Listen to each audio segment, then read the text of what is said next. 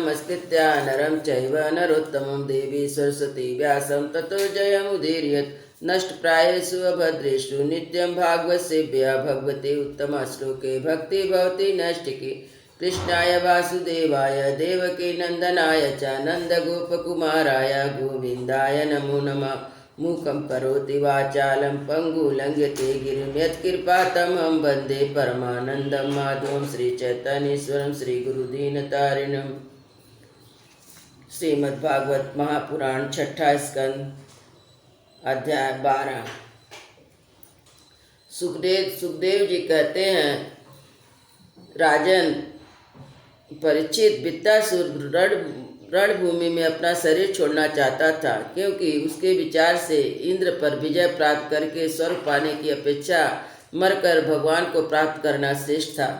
इसलिए जैसे प्रलयकालीन जल में कैटभासुर भगवान विष्णु पर चोट करने के लिए दौड़ा था, वैसे ही वह भी त्रिशूल उठाकर इंद्र पर टूट पड़ा।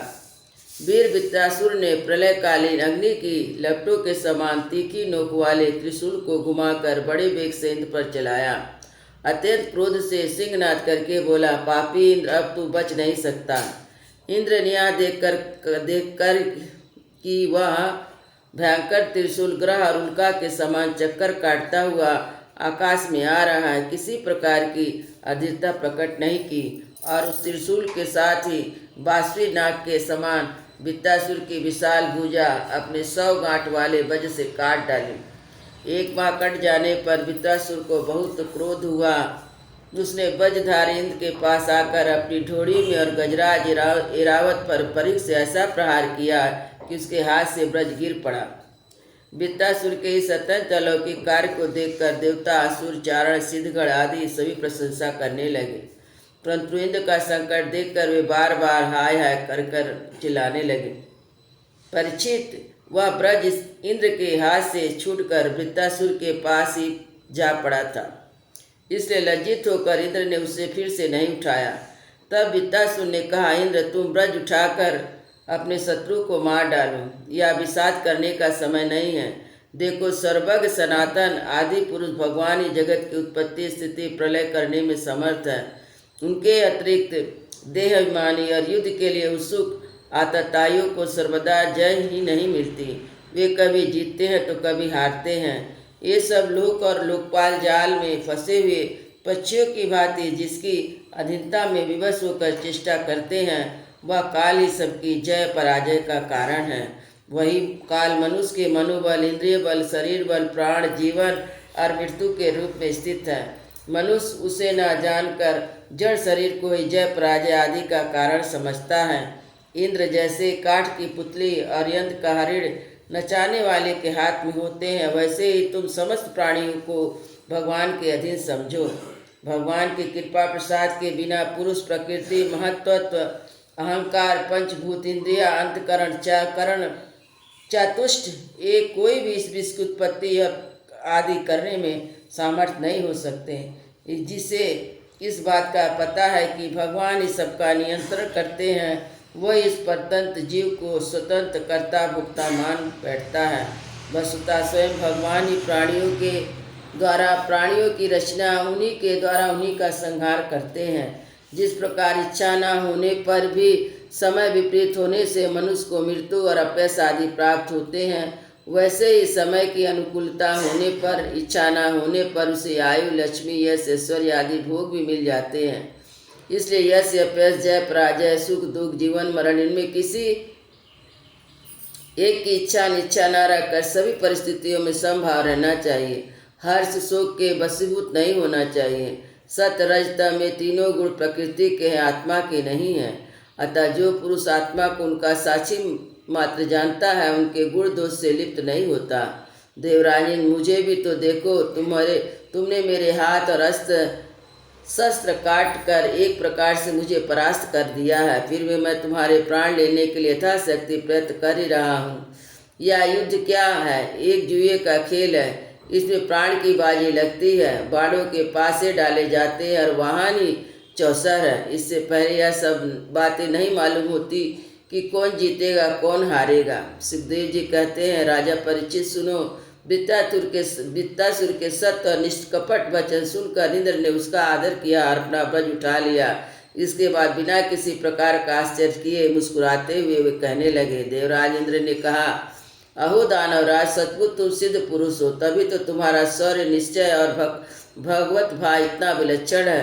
तुमने समस्त प्राणियों के हृदय आत्मस्वरूप जगदीश्वर की अनन्य भाव से भक्ति की है। अवश्य तुम लोगों को मोहित करने वाले भगवान की माया को पार कर गए हो, तभी तुम असुरोचित भाव छोड़कर महापुरुष हो गए हो। अवश्य यह बड़े आश्चर्य की बात है, तुम रजोगुणी प्रकृति के हो, तुम तो भी विशुद्ध सत्य स्वरूप भगवान वासुदेव में तुम्हारी बुद्धि दृढ़ता से लगी हुई है। जो परम कल्याण के स्वामी भगवान श्रीहरि के चरणों में प्रेम में भक्ति भाव रखता है, उसे जगत के भोगों की क्या आवश्यकता। जो अमृत के समुद्र में विहार कर रहा है, उसे क्षुद्र गड्ढों के जल से प्रयोजन ही क्या हो सकता है। सुखदेव जी कहते हैं, राजा परीक्षित, इस प्रकार योद्धाओं में श्रेष्ठ महाप्रकर्मी देवराज इंद्र और वृत्तासुर का धर्म तत्व जानने की अभिलाषा से एक दूसरे के साथ बातचीत करते हुए आपस में युद्ध करने लगे। राजन, अब शत्रुसूदन वृत्तासुर ने बाएं हाथ से फौलाद का बना हुआ एक बहुत भयानक परिध उठाकर आकाश में घुमाया, उससे इंद्र पर प्रहार किया। किंतु देवराज इंद्र ने वृत्तासुर का परिध तथा हाथी की सूंड के समान लंबी भुजा अपने 100 गांठ वाले वज्र से एक ही साथ ही काट गिराई। जड़ से दोनों भुजाओं के कट जाने से वृत्तासुर के बाएं और दाएं दोनों कंधों से खून की धारा बहने लगी। उस समय ऐसा जान पड़ता मानो इंद्र वज्र की चोट से पंख कट जाने पर कोई पर्वत ही आकाश से गिरा हो। अब पैरों से चलने फिरने वाले पर्वतराज के समान अत्यंत दीर्घ का वृत्तासुर ने अपनी ढोड़ी को धरती से और ऊपर के ओठ को स्वर्ग से लगाया तथा आकाश के सामने गहरे मुंह सांप के समान भयानक जीव और मृत्यु के समान कराल दाढ़ों से मानो त्रिलोकी को निगलता है। अपने पैरों की चोट से पृथ्वी को रौंदता प्रबल वेग से पर्वतों को उलटता पलटता इंद्र के पास गया। उन्हें उनके वाहन निरावत हाथी के सहित इस प्रकार लील गया जैसे कोई परम पराक्रमी अत्यंत बलवान अजगर हाथी को निगल जाए। प्रजापतियों और महर्षियों के साथ देवताओं ने जब देखा कि वृत्तासुर इंद्र को निगल गया, तब वे अत्यंत दुखी हो गए और हाय हाय बड़ा अनर्थ हो गया कहकर विलाप करने लगे। बल और दैत्य का संहार करने वाले देवराज इंद्र ने महापुरुष विद्या नारायण कवच से अपने को सुरक्षित कर रखा था और उनके पास योग माया का बल था। इसलिए वृत्तासुर के निगल जाने पर उनके पेट में पहुंचकर भी मरे नहीं। उन्होंने अपने वज्र से उसकी कोख फाड़ डाली और उसके पेट से निकलकर बड़े वेग से उसका पर्वत शरीर के समान ऊंचा सिर काट डाला। सूर्य आदि ग्रहों की उत्तरायण दक्षिणायन रूप प्रतिगति में जितना समय लगता है, उतने दिनों में अर्थात 1 वर्ष में वृत्तवत का योग उपस्थित होने पर घूमते हुए स्त्री वेगशाली ब्रज ने उसकी गर्दन को सब ओर से काटकर भूमि पर गिरा दिया। उस समय आकाश में दुधुम्बियाँ बजने लगी। महर्षियों के साथ गंधर्व सिद्ध आदि वृत्तघाती इंद्र का पराक्रम सूचित करने वाले मंत्रों से उसकी स्तुति करते हुए बड़े आनंद के साथ उस पर पुष्पों की वर्षा करने लगे।